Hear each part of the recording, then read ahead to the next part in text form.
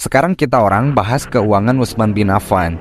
Keuangan Utsman bin Affan seberapa besar sih sampai beliau dijuluki konglomerat yang kaya raya? Coba kita orang konversikan ya ke keuangan rupiah hari ini. Menurut Abdus Sattar Al-Syaikh, dikutip dari Abdul Wadud Kashful Hamam, ketika Utsman bin Affan wafat, meninggalkan tabungan sebanyak 3,5 juta dirham teman-teman, atau senilai dengan keuangan rupiah itu kitaran 2,9 triliun. Ditambah 150.000 dinar emas, dengan keuangan rupiah menjadi 525 miliar rupiah. Ini keuangan Utsman bin Affan. Amazing banget ya. Tapi ada lagi tuh, dari ternak unta sebanyak 1.000 ekor unta dan ladang pertanian yang sangat luas. Diperkirakan aset kekayaan dari ladang pertanian Utsman bin Affan itu senilai 1 juta dinar teman-teman. Kalau di keuangan rupiah kan jadi senilai 3, triliun rupiah. Total perkiraan aset keuangan Utsman bin Affan itu senilai 6,925 triliun rupiah. Lo orang bayangin, kurang lebih ya, karena belum dihitung juga toh 1.000 ekor unta yang tadi. Coba lo orang hitungin deh, dirupiahkan jadi berapa tuh. Utsman bin Affan kan orangnya dermawan banget ya nggak sih? Bagaimana tidak, sebagai pembelajaran aja nih untuk kita orang semua. Jadi kita orang perlu tahu juga tuh sodako Utsman bin Affan. Gue orang berharap menjadi teladan untuk kita orang saat ini. Nilai sodako Utsman bin Affan ketika mau perang Tabuk untuk keperluan umat Islam dalam dakwahnya dulu tuh sampai 10.000 dinar disodakohkan. Setara keuangan rupiah 30 miliar rupiah. Ditambah lagi emas senilai 83,3 kilogram emas. Dengan keuangan rupiah ditaksir sampai 70,8 miliar rupiah. Nah, belum selesai nih. Ditambah lagi 950 ekor unta, setara dengan 19 miliar rupiah. Dan 50 ekor kuda dengan keuangan rupiah kitaran 2,5 miliar rupiah. Jadi total sodakoh pada satu perang Tabuk Utsman bin Affan itu senilai 125,3 miliar rupiah. Dan belum dicatat dengan pemenuhan 3.000 pasukan serta keluarganya ya. Oh iya, pernah gue bahas juga di session sebelumnya kalau Utsman bin Affan pernah wakaf sumur. Jadi legendanya Utsman bin Affan membeli sumur dari seorang Yahudi yang kikir seharga 20.000 dirham. Ditambah lagi tuh saat Utsman bin Affan membantu renovasi Masjid Nabawi dan Masjidil Haram, atau kebutuhan untuk perluasan Masjidil Haram dan Masjid Nabawi. Nah, Utsman bin Affan membeli rumah senilai 10.000 dirham, setara keuangan rupiah seharga 35 miliar rupiah. Sedangkan untuk perluasan Masjid Nabawi, Utsman bin Affan membeli rumah senilai 25.000 dinar. Dengan keuangan rupiah menjadi 87,5 miliar rupiah. Jadi jika dijumlahkan, nilai sedekah Utsman bin Affan tercatat senilai 254,45 miliar rupiah. Gue orang sih yakin kalau nilai sodako tersebut hanya sebagian yang dilakukan Utsman bin Affan. Belum lagi zakat mal dan infaknya ya.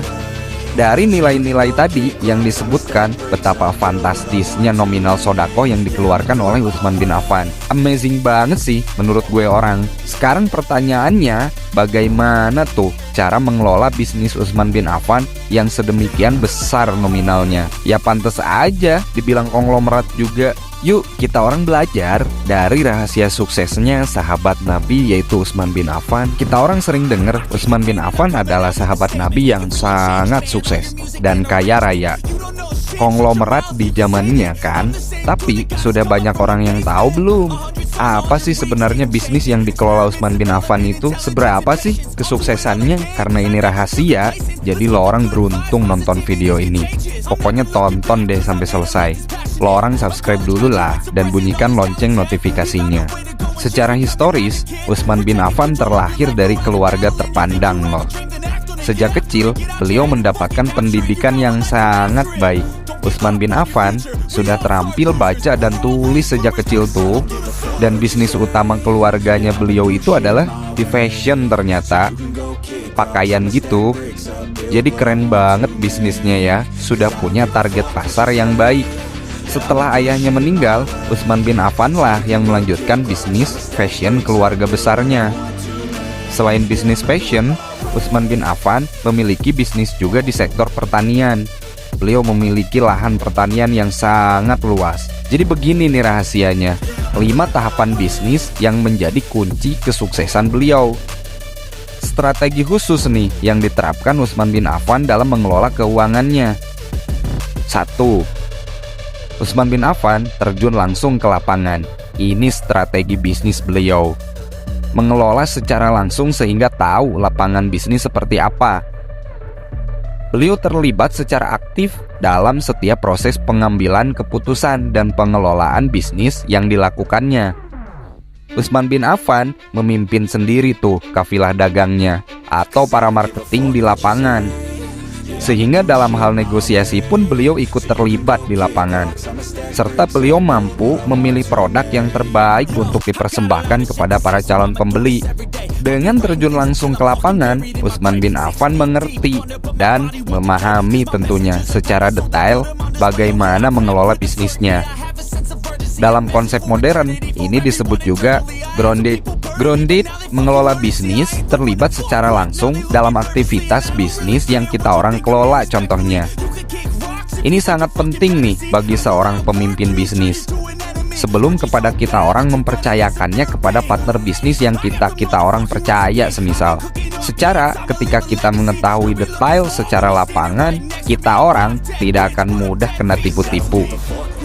Sehingga meminimalisir adanya kerugian karena kita orang mengetahui dan menyadari kondisi lapangan bisnis yang kita orang garap. Nomor 2, Utsman bin Affan tidak mengambil yang tua. Nah, ini gimana nih maksudnya? Jadi, hal ini sangat relevan dalam konsep bisnis fashion keluarga besarnya. Karena dalam konsep bisnis fashion, pasti dibutuhkan yang namanya produk up to date. Beliau selalu mencari dan memahami produk model masa kini atau produk terupdate untuk dijual, sehingga tidak ketinggalan zaman. Utsman bin Affan memang mengerti kebutuhan pasar. Butuhnya ya produk-produk baru agar kondisi fashion tidak membosankan dan pasar pun senang.